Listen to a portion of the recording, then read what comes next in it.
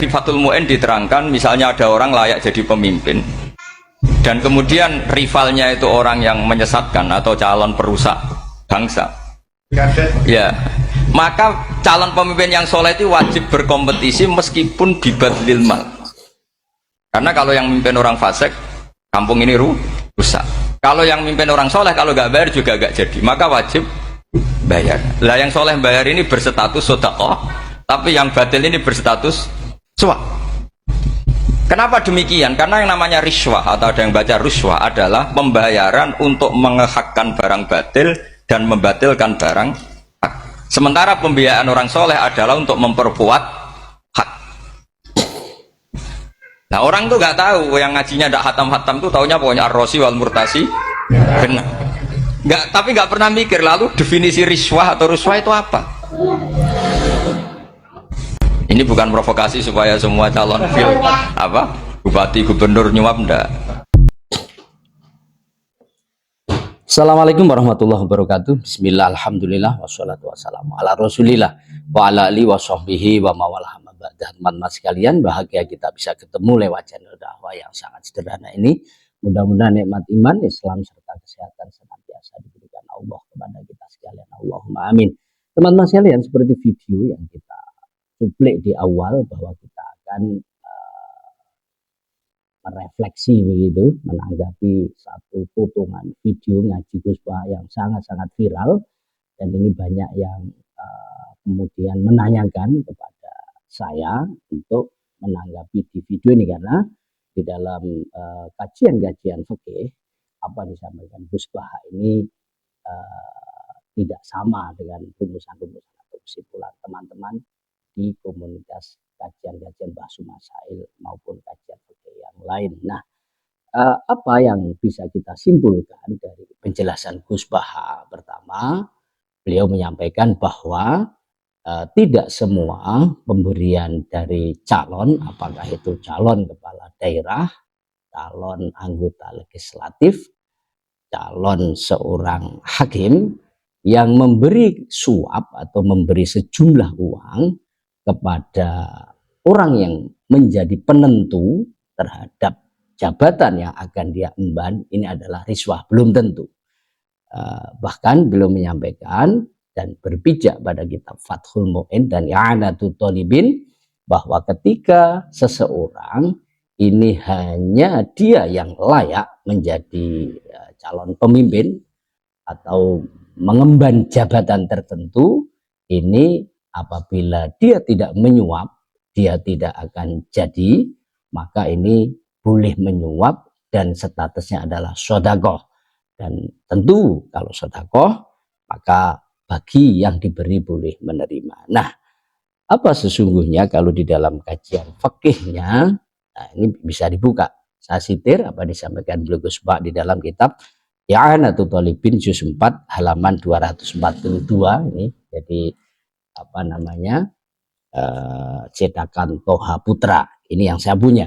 Nah, bisa disimak ini lengkapnya. Wa qala jam'un muhakkikun asyartu ada murad wa man ta'ayyana fi nahiyatin lazimahu qabuluhu wa kadza talabuhu walau bi badli malin wa in khafa min nafsihil mail la fa illam yata'ayyan fiha kuriha lil mafdul al qalbul wal talab illam yamtani il abdalu wa yahrumu talabuhu bi asli sholihin lahu walau mafdulan. Dan ini sudah kita pelajari di dalam I'anatul Thalibin. Jadi redaksi asal dari kitab Fathul Mu'in ini adalah tentang seseorang yang menjadi hakim.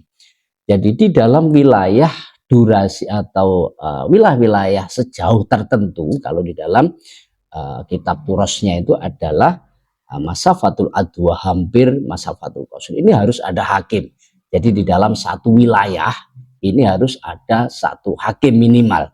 Apa ini gunanya untuk faslul husumah, untuk memutus suatu perkara masyarakat yang sedang berperkara tentunya. Nah, ketika hanya satu orang yang menjadi hakim, ketika dia diminta untuk menjadi hakim, maka wajib diterima. Nah, bahkan ketika terjadi kekosongan orang yang menghakimi atau kekosongan hakim, maka hakim ini wajib untuk mengajukan diri sebagai hakim. Sekalipun dia harus memberikan sejumlah uang kepada pengambil kebijakan untuk mengangkat dia sebagai hakim. Gampangnya dia menyuaplah kepada pejabat agar dia dijadikan hakim. Ini memang boleh apabila hanya dia yang layak atau hanya dia satu-satunya yang mempunyai kompetensi sebagai hakim. Nah, ibarat ini sesungguhnya tidak sampai menyimpulkan bahwa ketika boleh untuk menyuap, ini disebut sodako, tidak ada. Dimanapun kita cari tidak ada. Kalau sodako ini boleh diterima, apalagi sampai ke sana, ini juga tidak ada. Yang benar adalah dalam masalah riswah, pemberian ketika itu diperbolehkan karena hanya dia satu-satunya yang layak, maka ini terjadi kaidah jawazul i'ta wa hurmatul akhdi. Jadi memberinya saja boleh, tapi menerimanya tidak boleh. Kenapa? Karena seseorang yang menerima ini seharusnya tanpa diberi apapun, ini dia harus kewajiban untuk mengangkat kodi ini. Kalau kita kemudian samakan permasalahan ini dengan pileg, ya, pemilihan legislatif, pemilihan kepala daerah, saya juga setuju. Karena sama, makrodnya adalah makrodul hukmi. Masyarakat punya wilayah untuk menentukan siapa yang jadi. Ketika dia disuap oleh calon satu-satunya, maka tetap saja ini tidak boleh untuk menerima. Karena dia tanpa diberi pun, dia sesungguhnya harus memilih calon yang terbaik. Jadi ini pemahaman-pemahaman yang benar. Jadi sekali lagi tidak benar bahwa boleh memberi, ini kemudian boleh menerima. Ini poinnya.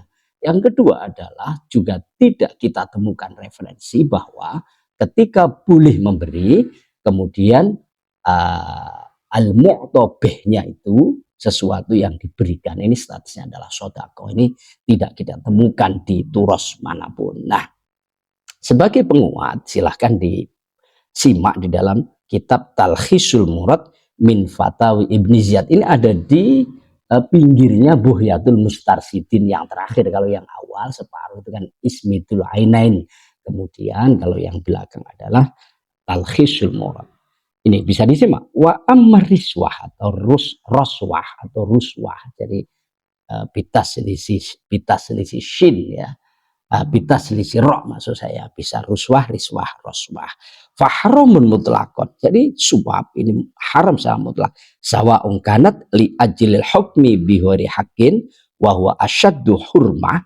Baik suap ini dalam rangka untuk menghukumi yang tidak benar, memutuskan keputusan hukum yang tidak benar, dan ini sangat-sangat diharamkan, au liyahkuma bil haqqi, maupun pemberian itu sesungguhnya agar supaya hakim atau dalam pileg ya, pilpres ini adalah masyarakat karena dia yang menentukan, ini agar dia menghukumi sesuatu yang hak.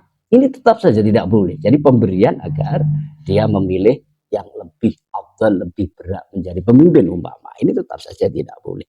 Walaulaha lama qadhabihi, di mana kalau dia tidak diberi, dia tidak akan menghukumi perkara hak ini. Jadi dia memilih ini karena dia diberi, ya, gitu ya. Ini tetap saja tidak boleh. Wala a'lamu fiya khilafan. Ibnu Ziyad berkomentar, ulama tidak terjadi khilaf dalam masalah ini. Jadi suap itu baik untuk ibtalul haq, membatalkan keputusan yang benar, atau membenarkan keputusan yang benar, ya, ini tetap saja tidak boleh. Ibtalul batil juga tidak boleh. Jadi membatalkan perkara yang batal, ini juga tidak boleh.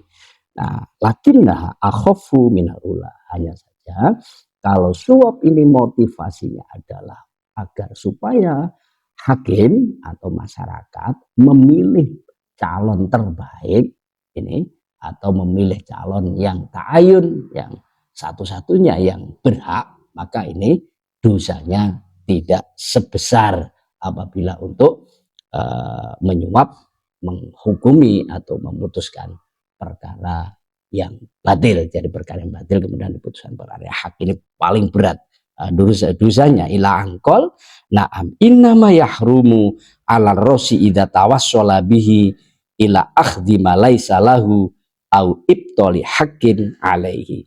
Ya memang benar prinsipnya seperti itu. Namun demikian bagi orang yang memberi suap, memberi atau money politik, ini hanya diharamkan apabila dia di dalam memberi ini bertujuan untuk mengambil yang bukan haknya, atau dia bertujuan untuk membatalkan perkara yang hak atau menghakkan perkara yang badal. Kesimpulannya seperti itu.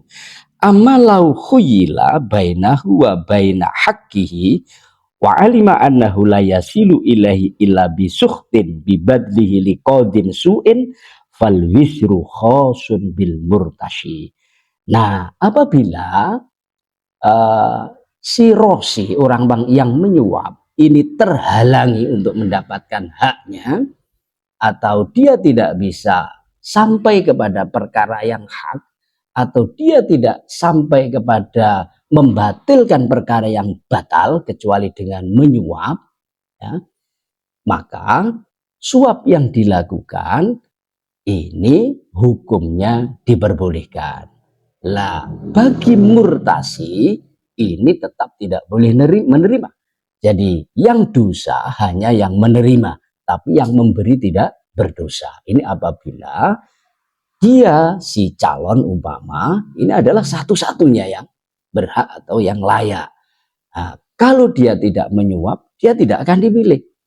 Maka dia memberi ini hukumnya boleh, tapi bagi yang menerima ini haram untuk menerima. Bagi yang diberi haram untuk menerima. Jadi wal wizru khosun bil murtashi. Dosanya hanya ditimpakan kepada orang yang menerima. Kenapa?